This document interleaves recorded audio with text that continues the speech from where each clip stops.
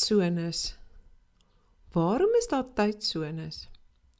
In die verlede was daar in elke dorp 'n kloktoring wat op 12 uur gestel was wanneer die son op sy hoogste gesit het.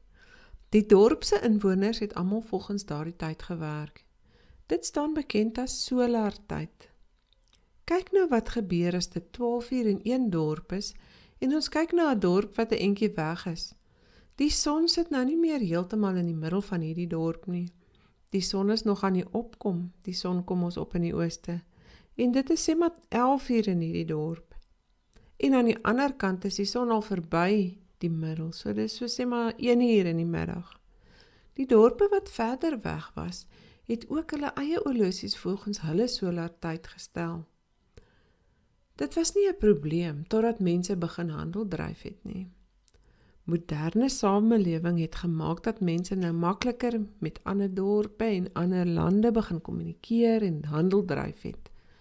Omdat dorpe se tye nou verskillend was treinskedules vreeslik gekompliseerd. Dink maar net hoe deur mekaar kan afsprake raak as almal se horlosies verskillend gestel is.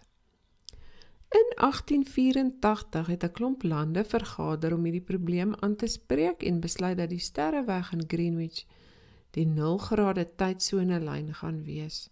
Vandag word hierdie tydsone GMT genoem, wat staan vir Greenwich Mean Time.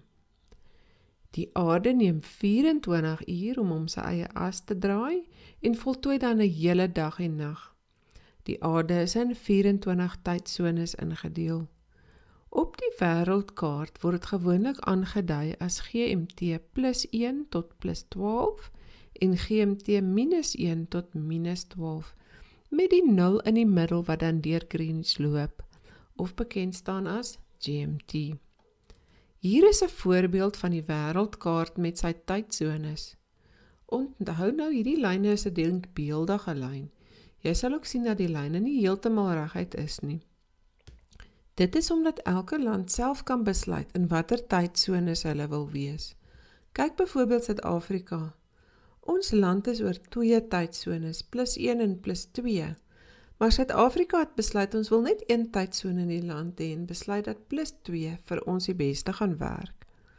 Hier is China. Hulle is sommer oor 'n klomp tydsones, maar hulle het besluit dat hulle net 1 tydsone vir die hele land wil hê en hulle val in +8. Wat van Amerika?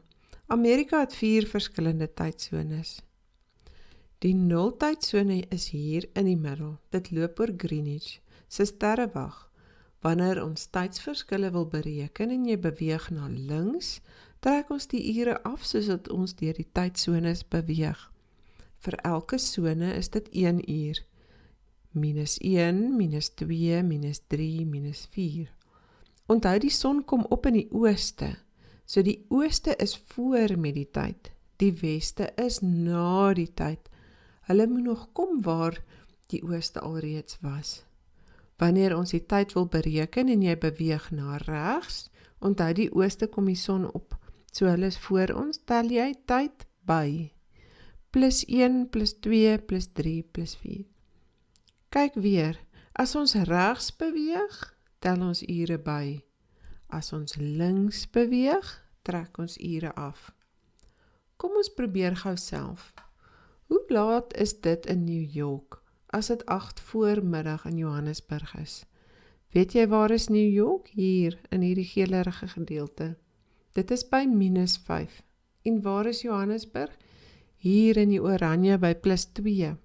Kom ons tel nou die ure terug. Hoe laat is dit in Johannesburg? 8 uur. 8, 7, 6, 5, 4, 3, 2, 1. Nou is ons by New York en dit is 1 voormiddag in New York.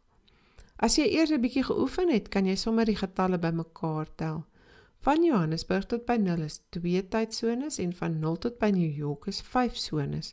So dis in totaal 7 sones en ons trek 7 ure af. Ek stel voor jy tel eers die ure totdat jy dit heeltemal verstaan. Goed, kom ons kyk hoe laat is dit in China as dit nou 6 voormiddag in Windhoek is. Waar is China? Hier in die rooi deel. Dit is +8. En waar is Windhoek? Windhoek is hier by die geel-oranje +1. Van waar tot waar moet ons beweeg? Van Windhoek na China. China is regs van Windhoek, so hulle is oos van Windhoek, wat beteken die son kom vroeër op en ons moet ure bytel. Kom ons tel gou, begin by 6 uur. 7, 8, 9, 10, 11, 12, 13. Hoe laat is 13? Ja, dis 1 uur in die middag. So dit is 1 uur in die middag in China, wanneer dit 6 uur in die oggend in Windhoek is. Oefen sommer met 'n klomp lande, totdat jy dit heeltemal verstaan.